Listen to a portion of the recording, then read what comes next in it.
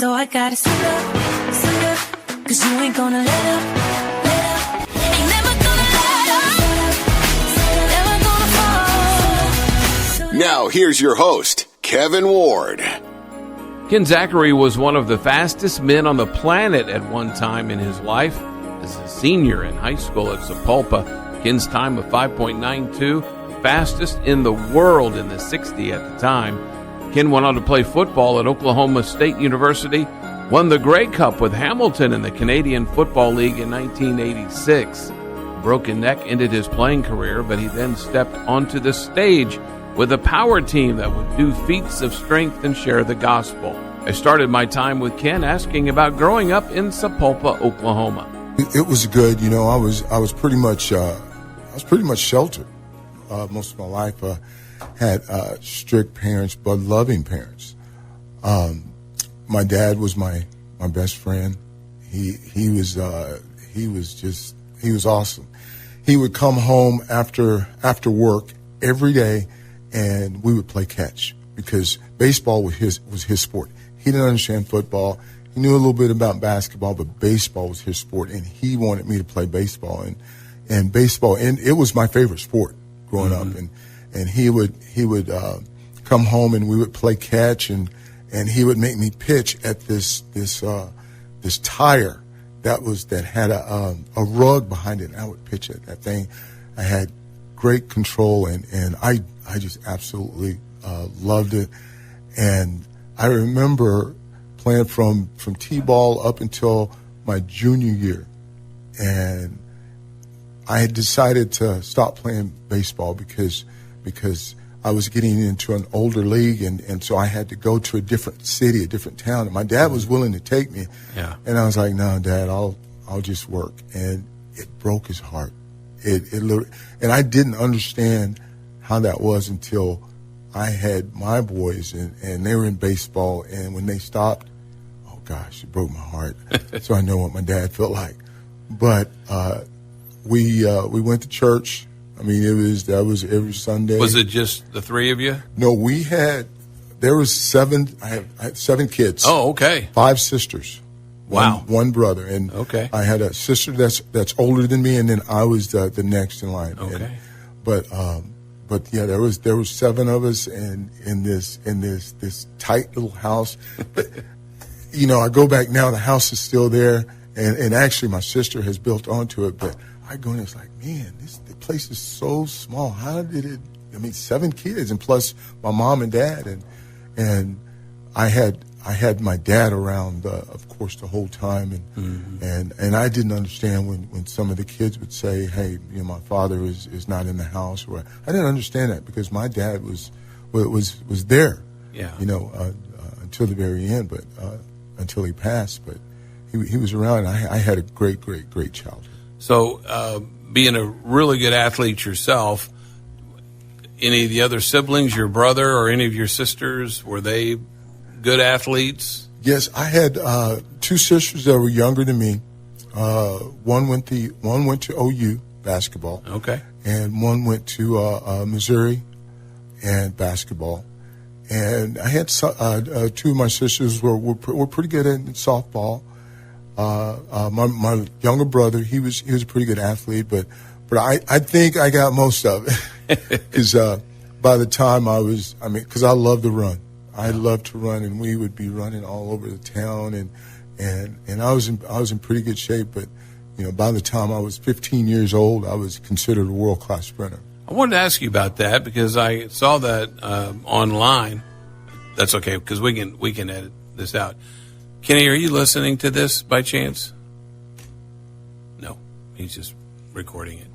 I'm afraid that the watch when it hits is making a big clunking noise. I don't think it'll be an issue, but that way I don't have to worry about cutting any of that out.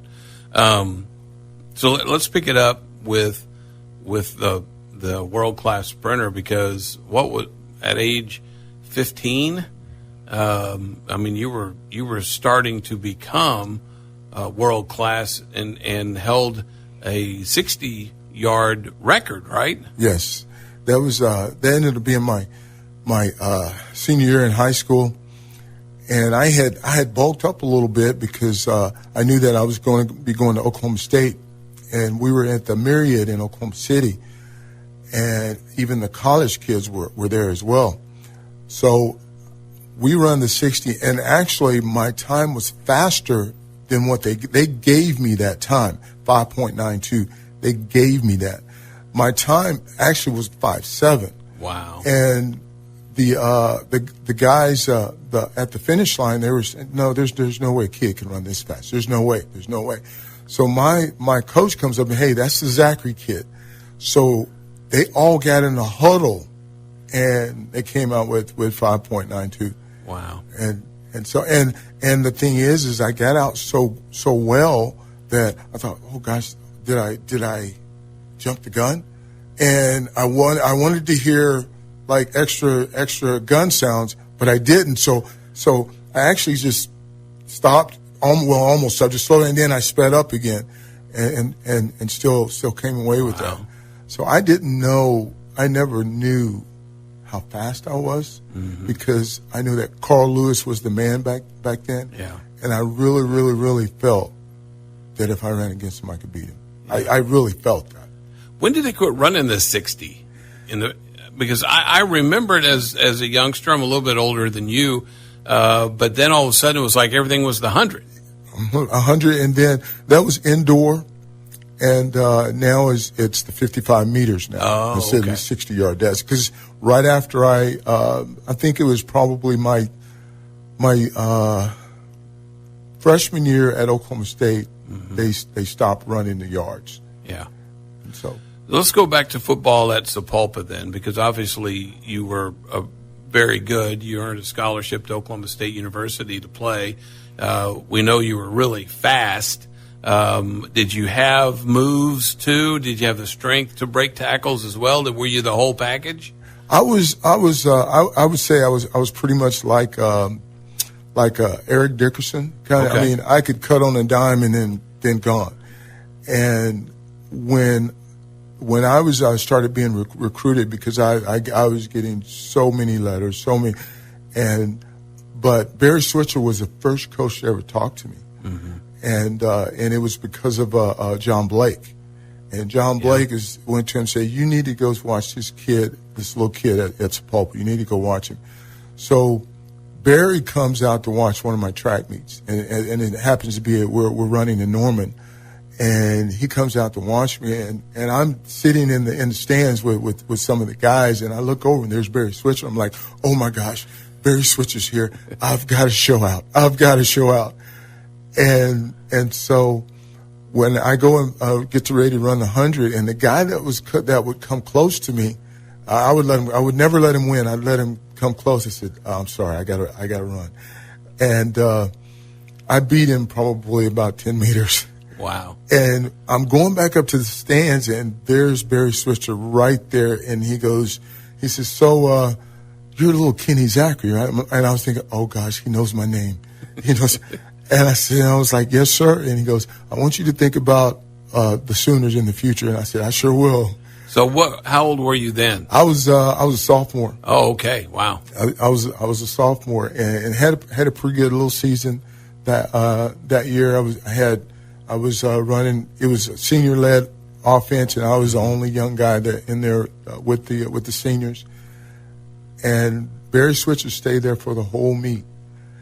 And when I started getting letters from OU. I mean, just probably 2 or 3 times a week. Yeah. And I was OU bound. I was OU, and then this is the reason why I didn't go to OU is all of a sudden my mail started saying Kevin Zachary instead of Ken Zachary. And I really took offense to that. I was like, these people don't even know me. And I didn't. I was just a 17-year-old kid. I didn't know that they could have messed it up in the someplace. But I'm not the coaches. I wasn't thinking that way. And so Merv Johnson comes and gets me out of class, and I'm talking to him in the hallway, and he calls you Kevin. No, he called me Ken.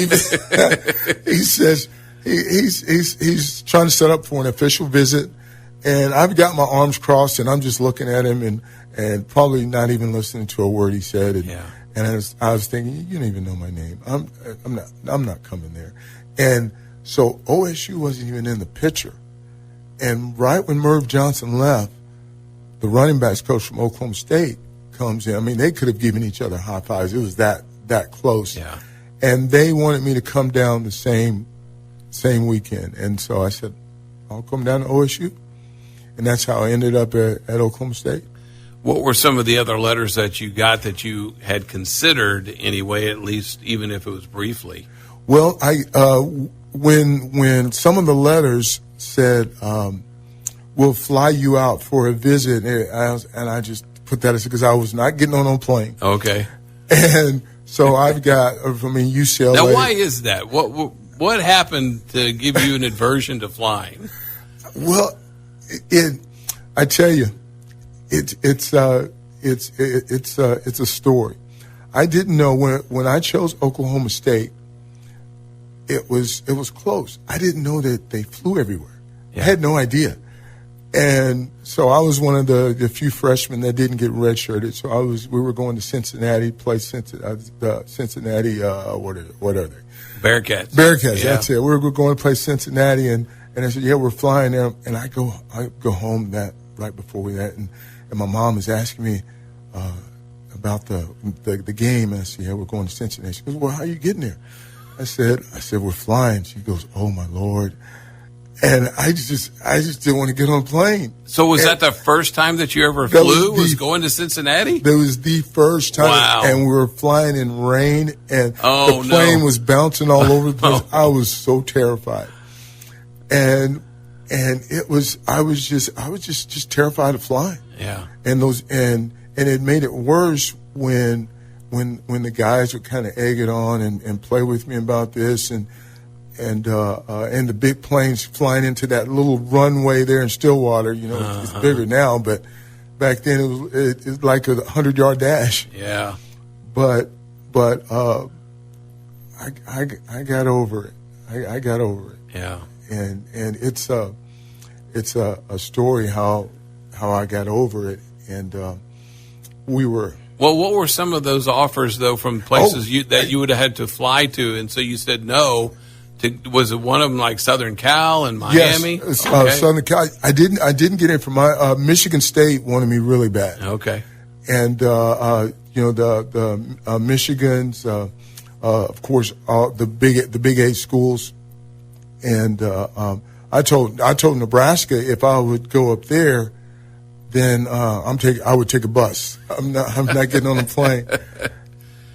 But we were. Me and Spencer Tillman, we talked about Spencer Tillman was a good friend. Yeah, from Tulsa. Yes, and we talked about hey going to the same school. He goes, man, we can go to Alabama and run, or we can go to OU. You be one of the running backs, and I'll be the fullback. And we talked about that stuff. Yeah, but I just boiled it down to close to home. Yeah, and. It was good. I love my time there.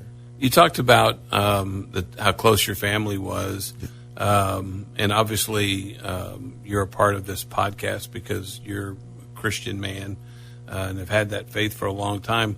When did that all start? Was that from birth? I mean, were you kind of like immediately you guys were at church every Sunday and faith just became kind of routine from the start?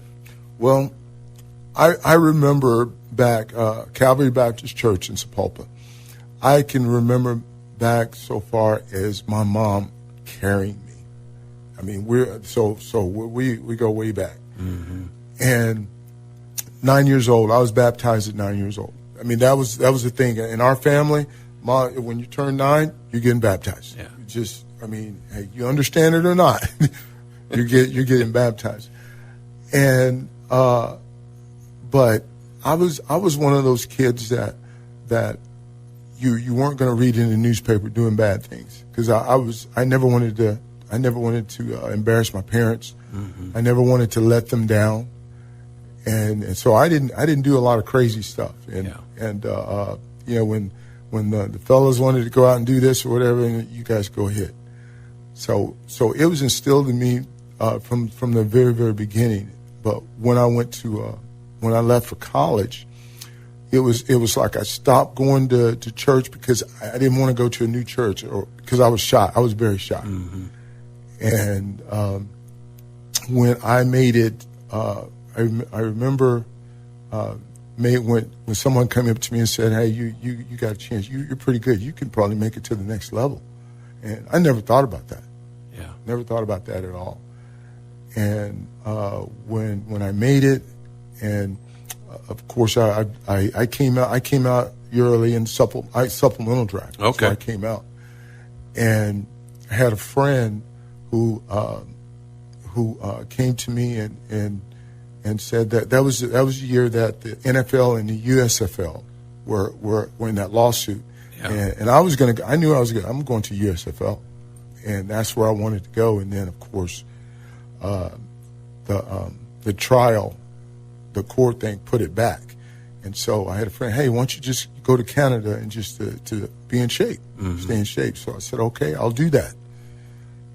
And when I went there, and I was there for about 3 weeks, for maybe a month, and I was getting ready to get into the lineup, and all of a sudden, what team was it? It was Hamilton Tiger Cats. Okay. 1986, Hamilton Tiger Cats. And when I hadn't found a house yet, so I was still in the hotel, and I'm walking through the lobby and say, hey, you have a long distance phone call, and so I'm thinking it's from home. Next thing I answer the phone, and it's the general manager for the Green Bay Packers. And said, would you like to come down and play for the Packers? I'm like, I was on my way to practice. And I said, yeah, sure. And I thought, okay, when do you want me there? Well, we got you all set for a plane ticket to leave tomorrow. I'm like, oh gosh, what am I going to tell these people? Were you under contract with Hamilton? Not yet. Oh, okay. Not yet. Oh, okay. And that right there was coming real soon. Yeah. And actually that week.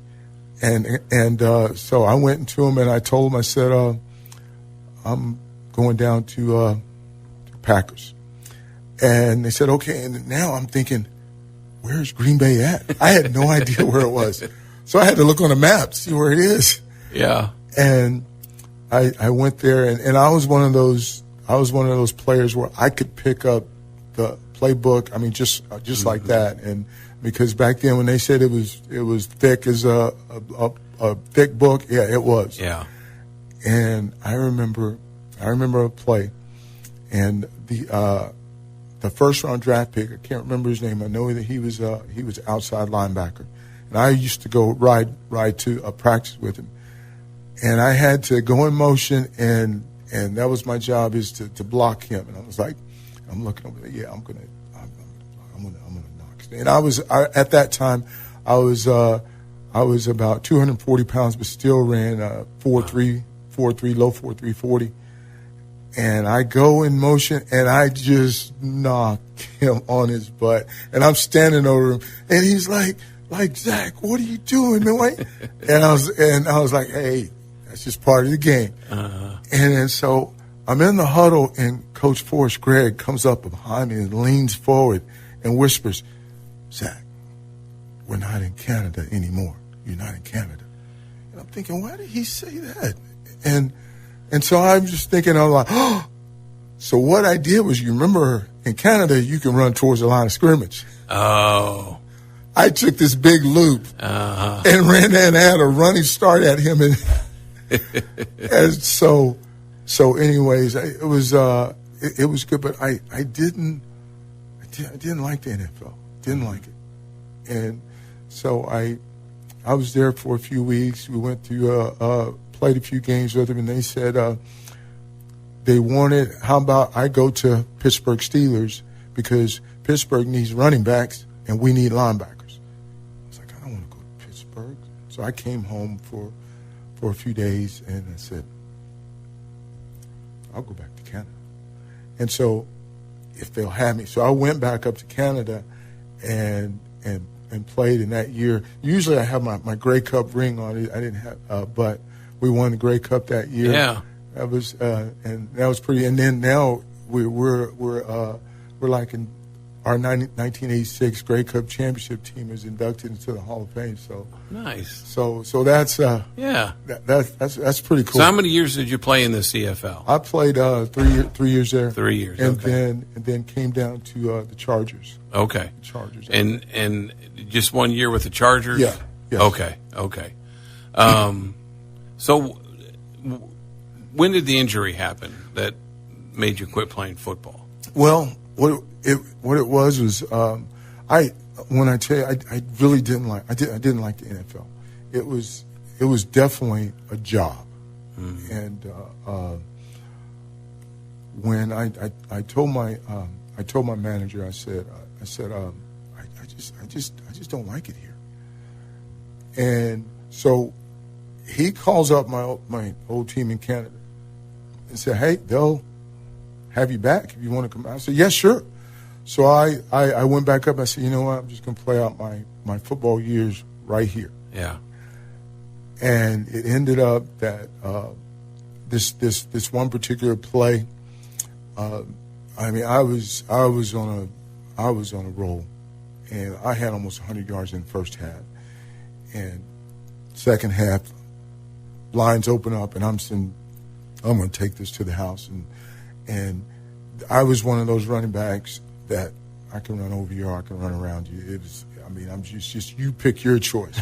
And so this defensive back comes in, I'm just gonna run smooth over him, and I hit him, and I didn't see that there was somebody coming from the other side, so I got here, and here Okay. at the same time, and fell, and I thought I broke my arms because all of a sudden my arms just go and then they just flopped and fell down, and they one of the my teammates came over to try to help me out, and I said, hey, don't touch me, there's something wrong.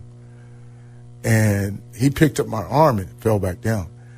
And so I had doctor friends that were in the stands, I mean, jump over in there. I mean, I had people around me, and they were asking, can you feel this? I said, I can't feel anything, guys.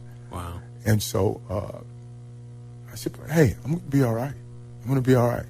And so I was in the ambulance, and I think I was cracking jokes in the ambulance, and these people were thinking, man, this guy must be in shock or something. Mm-hmm. And I get X-rayed, MRI, and my 2 and 3 vertebrae, they were totally shut and dislodged, and everything was pressing up against my spinal cord, and so they decided to do surgery, and as I'm laying there, something came to mind, and I started thinking, you know, I was baptized at 9 years old, but the one thing that I didn't do, because I was a good kid, read my Bible every day, I did all these things, but one thing that I didn't do is I never asked Jesus into my heart. Mm-hmm. I never did that. Mm-hmm. And I was just like, oh my gosh, I can't believe this. And I mean, that just came to mind. And I remember what my mom said, that remember, son, God will never leave you or forsake you. Yeah. And so what I did was I began to pray. And I didn't ask Jesus, I didn't ask God for the healing. I just asked if I could help someone in any way, just please come in tomorrow. And that was my prayer. Yeah. And right then, feeling started coming, and it felt like a million pins and needles sticking me as my nerves were coming back. Yeah. And when the doctors came to see me, I was standing at the side of my bed. Wow. And I knew that God didn't only heal me, but He restored my life. Mm-hmm. And after that, I said, you know what? Every day, I'm going to thank God every day. Up to that point, Ken, was there ever a moment where your faith was shaken, and where you had to make a decision on whether you wanted to continue to follow Jesus or move away from Him because maybe you felt like He had abandoned you? Well, no, I wouldn't say it was up to that. It was after that. Okay. After that, I came home, and I was like, my dad's favorite thing to say is he'd call me up and say, "Hey, son, I still live in the same place." That always meant come and see him. Uh-huh.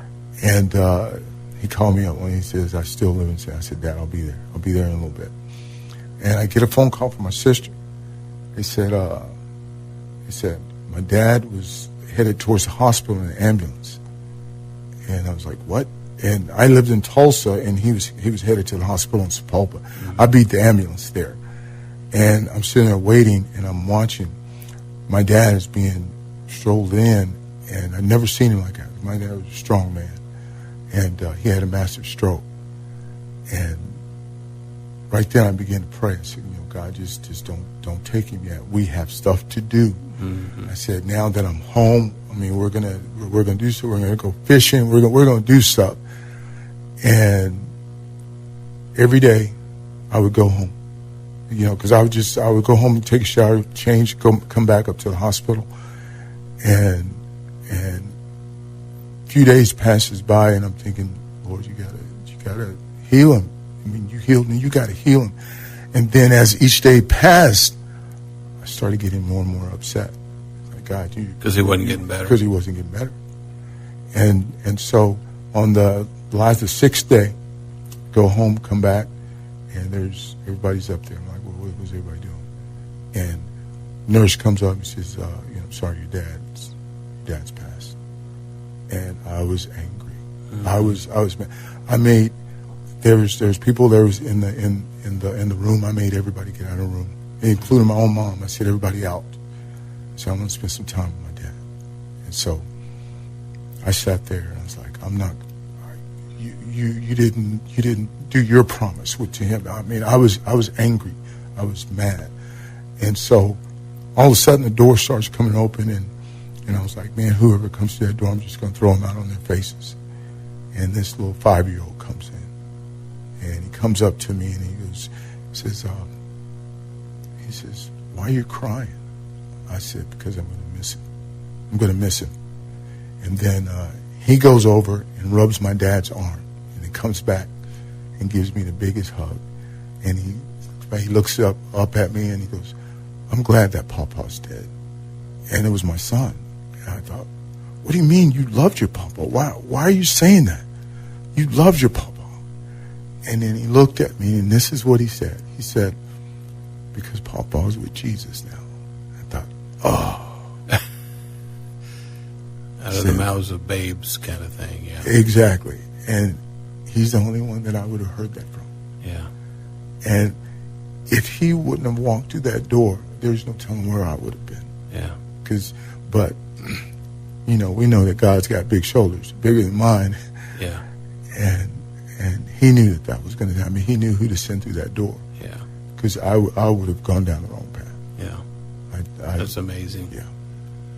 So after that, obviously, you don't go the other direction. In fact, you joined a team that would go around the world. Yes. And people, I don't know if they still have them or not. I remember back in the 90s, it was a big deal. The power teams somebody would rip a phone book in half, and you would break a bat and things like that. But you would be preaching to a crowd while you were going through all of these kind of feats of strength things. But you were part of that team for a period of time. Tell us about that. Oh, well, I know that when they used to come, they would come to the Mabee Center. And I remember going and watching them, and because I had, by this time, I had put on a lot of weight, and I worked out a lot. I was probably at about 295 and about 8% body fat, and I was huge. And so I come into the arena, and I had people, "All right, you part of the power team? You part of?" I said, "No, I'm just here to watch." And so how I got onto it, I was asked. It's like, "Hey, you want to join the power team?" I said, "Nope." I said, "You guys travel too much, and I'm not getting on no plane." So for 2 years, for 2 years, I would get a phone call every now and then. Hey, are you interested? I said, nope. And a friend of mine joined the power team, and he says, "Hey, man, we're gonna be in Tulsa, and we want you to come in. I want you to come and check it out." I said, "Oh, okay, I'll come and check it out." And that was on the job training. There was no practice, and he just told you how to do it, and that's what you did. Yeah. And so we're getting introduced, and it felt like going down the tunnel of a football game. I said, man, this feels great. And so I'm on stage and I'm looking at all the kids, everybody just cheering. And so it comes down to the end where the handcuffs. So I said, okay, we'll let you do the handcuffs. So they put the handcuffs on me. I'm like, oh man, these things hurt. This hurts. And I said, what do I got to do? And he said, all you got to do is just pull. Just use your back muscles, pull. And so I'm on stage and up front, people are cheering, and I'm trying to pull these things in. And the guys are behind me, and I turn around. Of course, people up here can't hear. I said, "This is not working, guys." And there's like, keep pushing, keep doing it. And I said, so I do it again. I'm like, I turn around and say, "This is not working." And so this young kid comes up, and he gets by the stage, and he goes, and so my stage name was Big Zach. Big Zach, those are my chains, break my chain. I'm like, oh my gosh, man, I can even feel the goosebumps now. And I pull, and all of a sudden, I could feel something, all of a sudden, bing, and everybody's cheering. I'm like, wow, that is so awesome. And so we get back after we get done, greeting the people, and we're back there, talking about everything. And I'm like, man, that was great, guys. And yeah, we're glad you're with us. We've been trying to break those handcuffs for like 3 weeks now. And so the next week, it's in Connecticut. And I'm like, oh gosh, man, they want me to go to Connecticut with them. And gotta get on a plane. And that's the thing. When I was in the league, they used to give me a little pill, and all I would remember was the runway, and it would just knock me out. I know they didn't have that little pill with them. Yeah. So we're going, and it was raining, and so I remember my first trip in the rain. So we get up there, and all I'm thinking is, because we're up there for 5 days, all I'm thinking is the plane ride back. What is that going to be like? And so I'm on the plane, and this is where God set me up. This is where God set me up. We're flying, and I'm in an aisle seat. And there was a seat in between, and there was one of my teammates sitting by the window, and I'm talking to him. All of a sudden, I see a lightning bolt, bam, hits the plane, and I'm screaming along with everybody else because the lights flicker off, and the plane just feels like, okay, everything's off, like it's we're going down. Falling? Yes. Wow. And so the lights flicker, they come on, and the pilot comes on. Excuse me, ladies and gentlemen. You see the rods at the end of the end of the wings. They take the blunt of the lightning, so we're good. And I'm thinking, no, lightning hit the plane. And so I'm telling the guys, when we get to Atlanta, I'm taking a train all the way home. I'm taking a train. And so we get to Atlanta, and I'm standing at Amtrak. I'm looking. I was like, oh my gosh, this thing is saying it's going to take 2 days to get home. That's crazy. And the guys were like, come on, Zach, we got to get on the plane. We're getting ready to board here. And man, I can't get on that plane. So this is what God did. So I'm looking down, and I see this beautiful, cute little girl. And she's getting on the same plane that I'm getting on. And I'm thinking, And I said, you know what? God's not going to take her yet. I can get on the plane. That's how I got on the plane. And so I'm sitting on the plane, and it was me. There was a middle seat open, and there was an elderly lady at the window. And I'm rocking back and forth, trying to visualize. I'm visualizing God holding up the plane. I'm visualizing we're flying TWA, and then, to me that meant travels with angels. And I'm trying everything. And so the elderly lady, she starts to talk to me, and she was like, so, son, where are you coming from? And in my head, I'm thinking, will you please leave me alone? I'm trying to concentrate. But I don't say that. I said, well, I'm come from Connecticut, just up in Connecticut. And so I'll close my eyes. I'm trying to concentrate more. And she goes, so what were you doing in Connecticut? I'm thinking, we were at a crusade. We did a crusade up in Connecticut. I was there for 5 days. And I go back to visualizing. I go back to thinking, okay, this is going to be all right. And I'm talking to myself. And so she goes, a crusade? What kind of crusade? I said, I'm with the power team. So we were there doing a crusade there in Connecticut. And so she goes, power team. I've seen you guys. You guys been on TBN and all. I've seen you guys. I'm like, yes, ma'am. Yes, ma'am. And she goes, you know what? So you're kind of like a minister, right? Kind of like, and I thought, well, yeah, I guess you could say that. I guess you can say that. So, excuse me. So she goes, so you're familiar with 2 Timothy 1:7, and I'm rocking. I'm thinking, for God does not give you a spirit of fear, but of power and of love and a sound mind.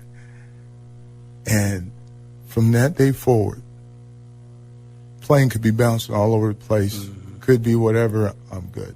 Yeah. And it's like, okay, God, you got me. Isn't that funny? Because my wife and I travel by plane a lot, and you would think it'd be the one thing that would unnerve a person, and I'm never nervous about being on a plane, taking off or landing for sure, just because I'm ready to go to heaven. I'm ready to be with Jesus, and so I'm like, if this is my day, then thank you, Lord. I'm ready to go.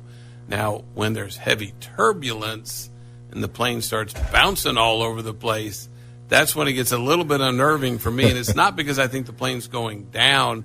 It's more just that it's very uncomfortable and unnerving to be in that situation. But I know what you're talking about with that feeling of peace that comes over you, knowing that, hey, if today's my day. Yes. I think that comes with age. We didn't think like that as young men because there were lots of things we wanted to do. And listen, if God wants me to do a lot more in this life, if I'm going to live to 100 or whatever, then that would be fine, and I'll make the best of it. But I just know that I'm ready to go now. Yes. And so it gives me a sense of peace in a lot of situations that a lot of people who don't have Jesus, they don't have a place to go to get that peace. Yes, and well, I mean, when you even say it like that, I'm that person that I'm calm most of the time.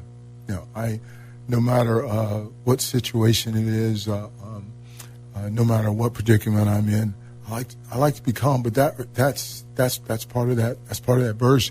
And one of my one of my favorite verses is Jeremiah 29:11. And so I put everything into God, you know the best for me. Yeah. And I trust you with that. And I trust you with my life. And so when I'm up there and when I'm at a church, when I'm speaking at a church, I love telling stories. I'm a storyteller, and my grandbabies love it though.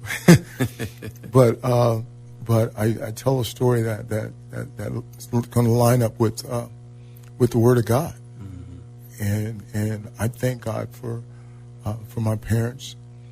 And gosh, I know that I had there's not anything more powerful than a praying mom and grandma. Yeah. And I know that I had that. I know that. But to know all this stuff, just like to know where you're going. No, I've got the peace there. And it was a lady hit me on my motorcycle. This has probably been about 7 years ago. And she ran a stop sign and hit me. I did 2 flips, landed on the other side of her car, about 15 feet on the other side of her car. And as she's coming and she's over me and saying, I'm sorry, I didn't see you. I'm a nurse, I didn't see you. And then I said, and I'm on the ground. My arm is twisted up, it's broken, and I'm bruised up. And I'm telling her, I'm saying, hey, calm down. If you can get you can get my phone off my bike, and so I can call my wife. I really appreciate it. And then she would whisk away because we were actually right by the police station. Yeah. So the police did that, and they called my wife, and my wife couldn't answer the phone at that time where she was working at, and so I left her a message, and it was a calm message. Saying, babe, I was in a motorcycle accident. I think I broke my arm, and they're gonna probably take me to the hospital. I don't know which one, but you can call me back later. Love you. Bye. It was that calm. And but it was that piece of understanding. It's like, hey, and it was on my wife's birthday too. And so so when she gets to the hospital and she comes in, and I was like, happy birthday. She didn't like that. She didn't like that one. But I told her, I said, just don't tell anybody about this. But little did I know, the newspaper was there, and it was on the front page. Wow. Front page of the newspaper, the Sepulveda Herald. And but anyway, when I was bruised up pretty good, and my wife took off work. She did 2 months. She was driving me around to wherever I needed to be, and I was just going to Sepulveda to sign my contract for to come and coach there. And all of a sudden, when people found out my phone was blowing up, my wife's phone was blowing up, and I said, "Hon," I said, "can you take me up to the field house?" And so she drives me up there, and I set my chair there, and I had the kids all around me, and every now and then I would say, "It's a beautiful day. Mm-hmm. It's a beautiful day." And the kids were like, "Coach, why do you keep saying that?" And I didn't tell them, but they finally they realized what it was, because every time a pain shot through my body, I would say, "It's a beautiful day. It's a beautiful day." And now, any of my kids, the kids that I've coached, you can go ask them, "Hey, what's today?" And they'll say, "It's a beautiful day." Yeah. Because you never know when life's going to get you down. Yeah. But remember, the Word tells us to pray in the good times and the bad times. Absolutely. And so that's what it is. So how can folks follow Ken Zachary? Do you have Facebook? Or are you on Instagram? Any of that stuff? Yeah, Facebook. My wife kind of takes care of that too. So how to work? Just find my name. Okay. Facebook. I do have a website at kenzachary.com. Okay. And of course, I do have Instagram. So follow. But I mean, there's some big things coming. Yeah. There's some big things coming. Absolutely. And so if anyone's interested in having Ken Zachary come to a function and speak, they can go to the website and get all your information. Yes. Have you out. Now coaching football at Dewey High School. Yes, That's Dewey High School. A yes. new stop for you. Oh yes, I've been up there for about a week now, and we have off this week, so it was good that I could come up and do this. Yeah. But we had our pad camp last week, and I was having a great time. I was having an absolutely great time. Well, listen, thank you for being a part of the podcast. I know we've been talking about doing this for a while. I'm glad we finally did. And yes. Man, God bless you and your family, Ken. Oh, I appreciate it, and the same to you as well. Thank you. My thanks to Ken Zachary for being a part of Suit Up, and wish him and the football team at Dewey, Oklahoma the best. If you'd like to hear more stories like this one, just go to the website, suitup611.com. So I gotta suit up, 'cause you ain't gonna let up.